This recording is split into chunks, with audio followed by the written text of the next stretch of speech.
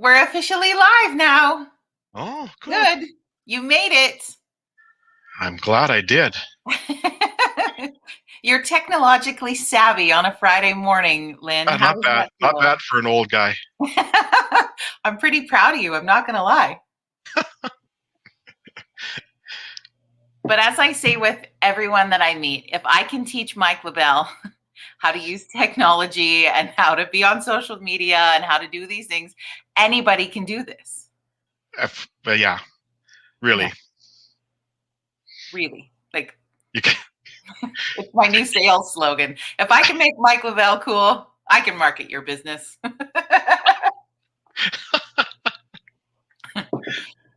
So there you go. We're just doing the stalling part where we wait for people to join us for coffee. That looks like a pretty intense coffee mug. Yeah. Hot. Caution hot. Is that what it says? It says firemen are hot. Oh, yeah. Firemen are hot. That is true.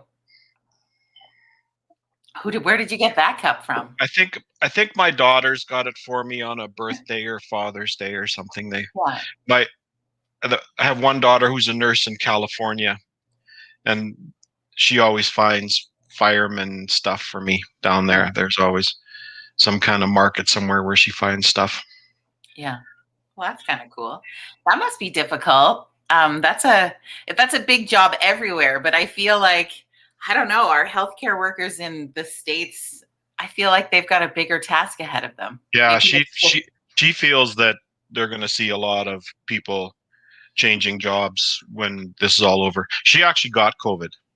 Yeah. She got COVID, and she's kind of a long hauler. She's having some issues, so she's off work, and we can't go down and help her. It's kind of a pain. I mean, we probably could if we, I don't know, went down as a rodeo cowboy or something. I don't know. It's hard though, because it makes you feel even more helpless as a parent, right? Yeah. I mean, she is an adult and everything else, but still she's just her and her two dogs. So yeah. All right. Looks like Cheryl's here. Good morning, Cheryl. April, good morning. Oh, it's a good thing Mike just tuned in now, so he didn't hear what we said at the beginning. That's right. Hi, Mike. Kelly's here. That's good. Welcome to Virtual Coffee Club. It's Fun Friday, and I finally have a real guest, unlike last week. So this is so exciting. Lynn Roberts is with us. How are you, my friend? I am living the dream in semi-retirement.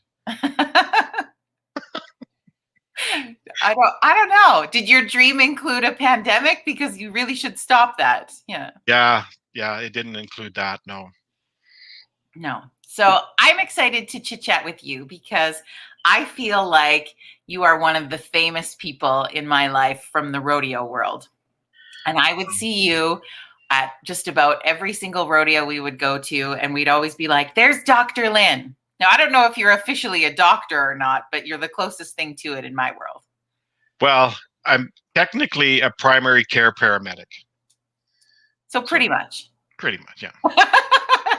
I don't know if like people with doctorates doctors would disagree. Doctors would disagree, but I think when it comes to a paramedic on site at a rodeo, you are the doctor. You're the guy on scene that's there to help, and that's how you're looked at. So I think you kind of been called that for years, have you not?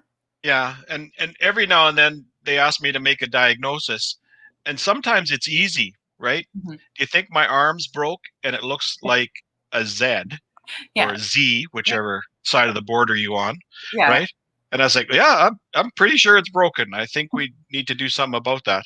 Or no, I didn't bring my X-ray glasses today, so I can't tell. I'm not super sure, but now, how did you get involved in all of this? Oh, long story. So, I've been in the fire service longer than in EMS. So I joined. I was a year on the Tabor Fire Department, and then I was transferred by the oil company I work with to Olds. And I joined the Olds Fire Department, and I lived 5 houses down from the owner of the private ambulance service at that time. And he would, when I was on the fire department, he'd say, I need a driver. I need a I need a third person in the back or whatever. So he'd grab me. So then he ended up paying for me to go to school to get my EMT, and the rest is history, I guess. Wow. And That, then how the rodeo part came about in 1998, Dale Butterwick became the coach of Ol's college rodeo team. He phoned me up on a Tuesday night and said, "I'm running rough stock practice, and I need, um, a first aider, and I'm told that you're the guy that can do it for me." So I brought my little medical kit down there, and well, till 2020, I was doing medical standby at the college. So Tuesday night rodeo practice. yeah.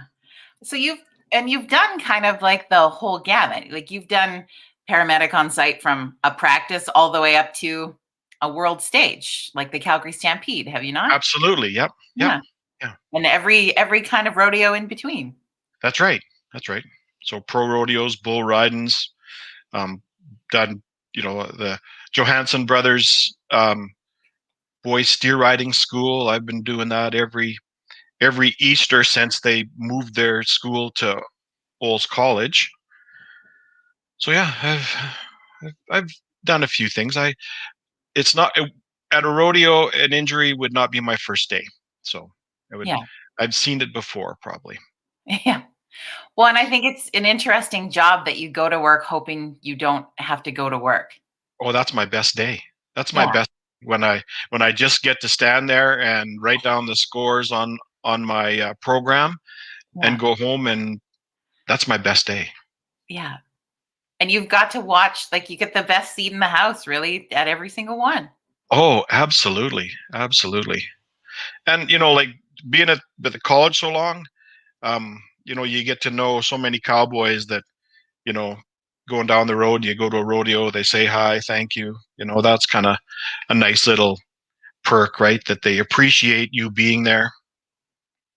Yeah, 100%. And I think that's the interesting thing about that maybe people don't see as a fan or a spectator of rodeo. You don't get to see kind of some of the behind the scenes sort of pieces that you're involved with and the respect and politeness that comes from those athletes to you and people in positions of help. Like I've got to see those conversations happening before. It's pretty fantastic. Yeah, I've only been told to blank off once, and it was a typical cowboy thing, right? He got bucked off and got hurt, so he's mad. Yeah. So he stomps off, and he was leaking from the top of his head. So so I said, like, come by the ambulance and I'll stop that. And he, told me where to go. Yeah. Whatever. I'm okay. I'm okay with that, right? So um the rodeo, it was the bull riding. So the rodeo's over. We're just packing up our stuff. And his buddy comes over and says, "Hey, can you look at my friend? Like he's bleeding a little, right?" And I said, "No, because he told me he didn't want to see me. He kind of told me where to go." Yeah. So the guy comes over and apologizes, and I look at him, because I'm a nice guy, Yeah. and I said, like, I didn't force myself upon you. I just said, when you got a chance, come over, I'll look at it, right? Said like, show some respect to the people that you expect to look after you. And I bet you from then on he shows a little more respect to the emergency medical staff that are on scene at rodeos, right? Because I wasn't in his face. I just said, "Hey, when you got a chance, I'll help you." So Exactly. Well, and you never know. You've probably watched a lot of our pros from old college level all the way up. Like you've kind of watched a lot of our peeps grow up. absolutely, absolutely, and I've also have made in my mind career decisions for some cowboys that I should have shared with them. Well, every now and then I have, right? Yeah. There's been Oh, an of odd course. kid that like he always having a wreck, and I'm like, "Have you tried team roping? Yeah. Hey, Have son, you?" here's a rope. Yeah. That's right. Have you tried a event where the horse doesn't buck? I don't know. Just Yeah. here's a thought. Maybe you should write a book. Now that you're semi-retired, you could just be like thoughts from the sidelines or whatever. That's right. Yeah. Like, and I say I'm semi-retired. So really the Yeah, only job I have technically given up yeah, is Tuesday nights at Old College yeah, because I live in Pincher Creek now. yeah. I'm That's a I'm bit of a still change. I'm still doing safety audits. I joined the Pincher Creek Fire Department, which also runs the ambulance service. So I'm still doing that. It's Yeah, just that Tuesday night thing that's no longer happening in my life. So semi-retired. yeah. You just let one thing off your plate, which really One means thing. you put something else somewhere else. Yeah. Yeah. So, yeah, an interesting combination. It's probably helpful having both. I mean, I think you probably get a little bit of each training from each, but having both your full fire training and your, I don't know, is it EMT or EMS training? I don't know. EMS training works. Yeah. Yeah. So having both of them, it's probably, you'd be a guy that would be in high demand. Yeah. Yeah. When I came to Pincher Creek um, Hall and introduced myself to the chief and told him what my credentials were, he just handed me a pager that day. He said, "Here's your radio. We'll fill the paperwork out later." Yeah. You're like, it's good to go. I don't even need to look at anything. You got this. Yeah. Yeah. Well, and I just think I just want to say thank you. I mean, and everybody can hit the like buttons right now for people like Lynn and everyone who takes a first responder role. That is not an easy one, my goodness. And we are just so grateful for everything you do. So thank you so much. Well, I think the big thing that I see in it like is, I mean, I have the world's greatest partner in my wife, and on here's a fun little story. So Valentine's Day, Yeah. we'll have been holding hands for 43 years. So Valentine's Day, 43 years ago, in Pincher Creek, we went to a dance. That was our first date. The Valentine's, the Yeah. 4-H, Pincher Creek 4-H Valentine's dance at the Pincher Creek Community Hall was our very first date Yeah. 43 years Oh ago. my God. And we got married in 1980. Yeah. So been together a few years since that point, right? But Yeah. And her name's Cindy, right? yeah, yeah. Yeah. Hi, Cindy. She followed me on Twitter today, so I'm pretty excited. I was like, oh, I'm Yeah, more but excited about her than you, but hey, it's fine. but I like she is my support. She's my rock, right? And Yeah, that's what's kept me in emergency services so long is her, right? yeah, She is, and I think the mental health thing that we're talking about now is it's so important for first responders, medical people to have that inner support person. And it's not somebody that you spill your guts to, but it's that somebody that helps you, right? That yeah, you can talk to, that that tells you, that things are going to be better, all that, right? That's so yeah. important. Well, and I've heard that a lot in different conversations I've had with first responders over the year. That's probably the number one thing that people share is that support person in your life, whether it's your married person or a friend or a whatever else, like whoever it is, a support person is so key to, I guess, keeping you grounded and Right, reminding you right, like that there's life outside of that situation that you're also dealing right. with. Like when I joined the fire department 28 years ago, it was we'd go to a bad scene and it'd be suck it up, buttercup, like, get over it. And now we talk about it and we have peer support, which I'm on our peer support team down here in Pincher Creek, right? That is, you need that somebody to talk to. You can't let that stuff stay inside. Yeah, it'll eat you up. One Right? probably I would think in that profession for you, just seeing that, I don't know if I'd want to call it an advancement, but maybe in making mental health a really big key component to debriefing a scene more than just like talking about, okay, like here's the details, but the fact that there is that support and that peer support, that's come a long way for that industry. Like we see, in fire and EMS, we see people having their worst day ever, right? Yeah. And we have to be able to deal with that so that we don't have our worst day ever later. Right? That's the key. 100%. Do you feel like having over 30 years in that industry that it's taken a lot of toll on your mental health? I don't think so. I don't drink. Like, I don't have that as a crutch. Yeah. Um, I we do have what we call, black humor or graveyard humor, right? Yeah. That we do internally within the firefighters, which probably will always exist. But I don't think it's taken a toll on me. I think I have PTSD? Probably. Have I dealt with it the correct way? Yes, absolutely. Yeah. You cannot see the worst things ever that you're not supposed to see and not affect you, right? It's just You'd be a right. robot. Yeah. Yeah, yeah.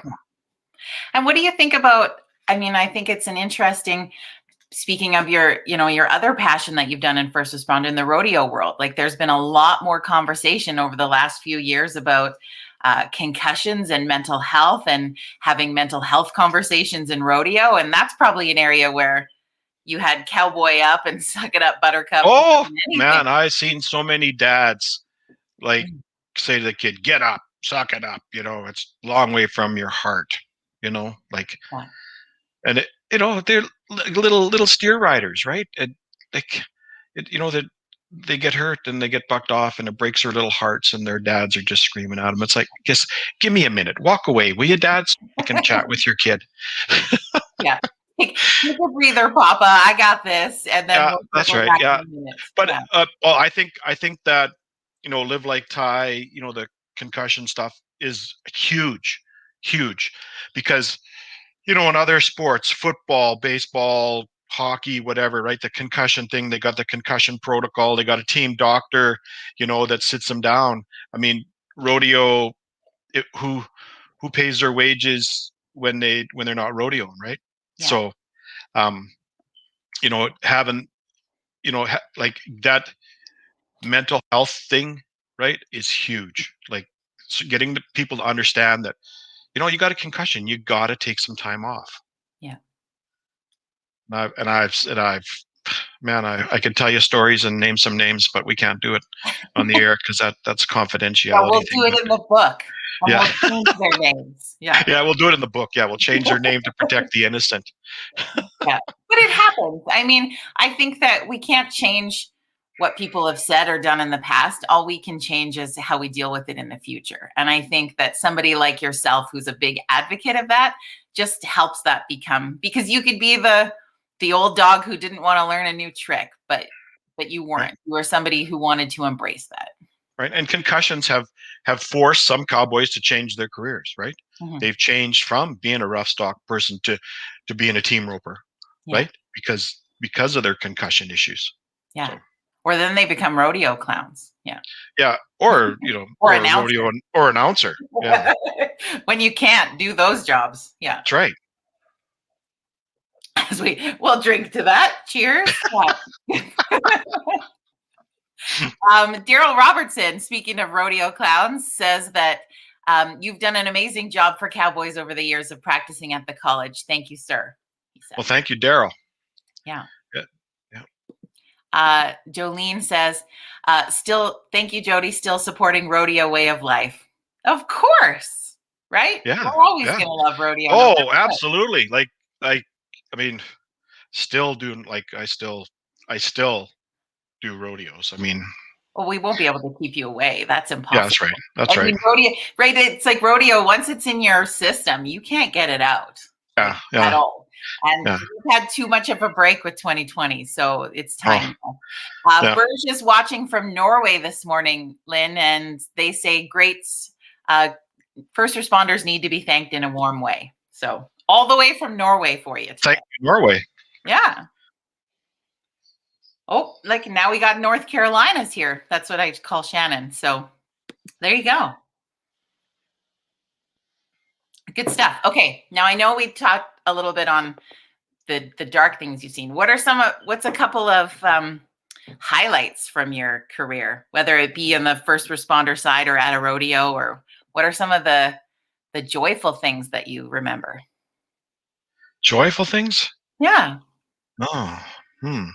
Well, I mean, as a first responder, I guess the some of the joyful things is, like the saves that we do make, like going to a house fire that we get called quick enough and we put it out. And, as we've had a couple of Christmas Eve calls when I was in Olds that we've gone to a house fire and put put the fire out, but the pet family's got to get out of the house. But in our breeding apparatus, we got all their Christmas presents that were still under the tree, or the ones that were hidden in mom's closet, Yeah. whatever, and got them out for them so they could have Christmas. So they could Yeah. still have Christmas, but they could still have Christmas because of, Because you saved some of those pieces. I love yeah, that. yeah. Yeah. And then a rodeos, I guess, is just, helping out, right? Just helping out. Yeah. Well, and when you get to watch somebody that maybe you've got to know from being there on a consistent basis, right? Like when you get to see them have a great ride or a great run or a cool win, like you kind of feel like you're a part of it with them. Yeah, absolutely. Yeah. Yeah. I mean, one of my favorite moments, and I always cherish this, was Winston Bruce. Winston, when Winston, I did a couple of bronc ride in school that Winston put on, in his last few years, and Lynn, come sit beside me, and what do you think of that ride? He'd ask me my thoughts on the ride, and I'm like, I'm not a saddle bronc rider, Winston. He said, Yeah. Lynn, you've been to a lot of rodeos. You know what a good ride is and what a bad ride is, and that kind of made my heart feel really nice, right? That Winston Bruce, Yeah. world champion, asked me what I thought. Well, so there you go. You could retire as a rodeo judge. Isn't that where the other cowboys go to die? Yeah. That's right. I usually say my score in my head, right? Yeah. I'm usually pretty close to what the judges put together for a score. So Okay, next rodeo we're at, we're gonna text each other scores and we'll see who's the closest. okay, that sounds like fun. It'll be a fun game. Mike says he thinks that you've drank more coffee at rodeos than anyone he knows. There is that, yeah, and pie. Oh my! Oh, I love working. The Sundry Rodeo yeah. because like a Saskatoon pie from the concession by the chutes. Oh my goodness! Oh. Have you ever been out to Hand Hills? I've never been to I've been to Hand Hills, but I've never been to the Hand Hills Rodeo. Never. Okay, if you love pie, my friend, please, if like fingers crossed that it happens this year, you have to come to Hand Hills Rodeo and eat that pie. That is the best pie I have ever had. I'll drive 1,000 miles for a good piece of pie. Oh, I the will. strawberry rhubarb one, and it has this crumbly top, and I dream about it all year long. Like, I can't wait. I've said to Mike, I don't know what you have to do, but you have to make sure we never lose the Hand Hills Rodeo gig because I don't know what to do without that pie. Linden, go to the Country Cousins at Linden. Okay. For their peanut butter pie. Oh, I love peanut butter. Now we're just gonna get hungry. Oh, the peanut butter pie from the Country Cousins in Linden. Oh, You gave them a special shout out online today. I feel like they owe you a free piece of pie now.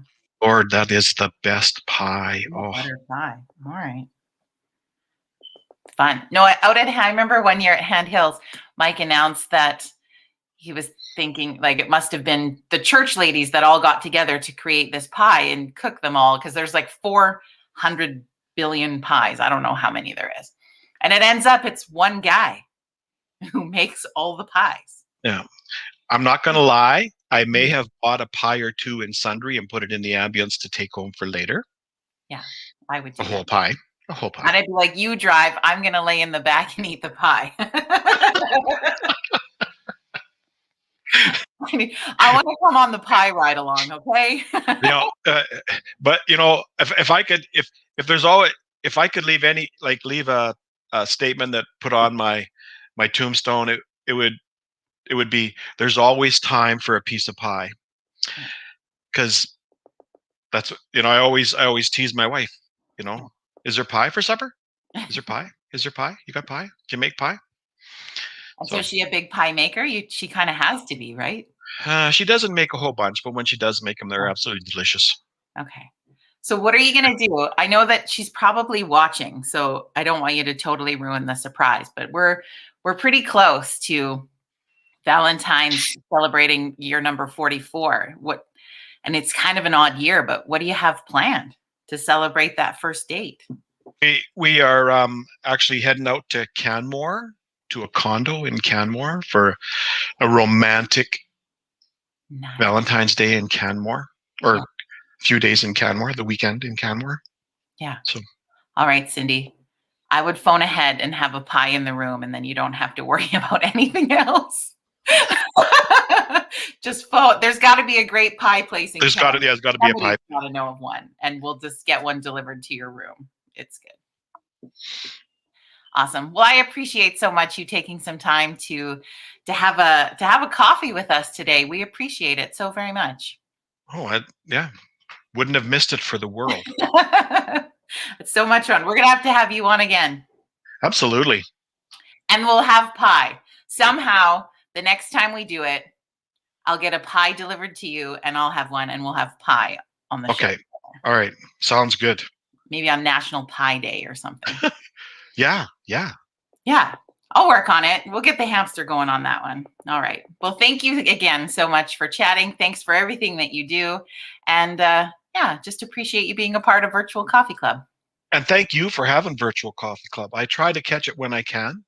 So if I'm working at my desk, I put it on while I'm typing away at my desk. And yeah, it's awesome. Okay. Well, thank you. Cheers to you. Cheers. Got your fireman or hot cup, and we'll carry on.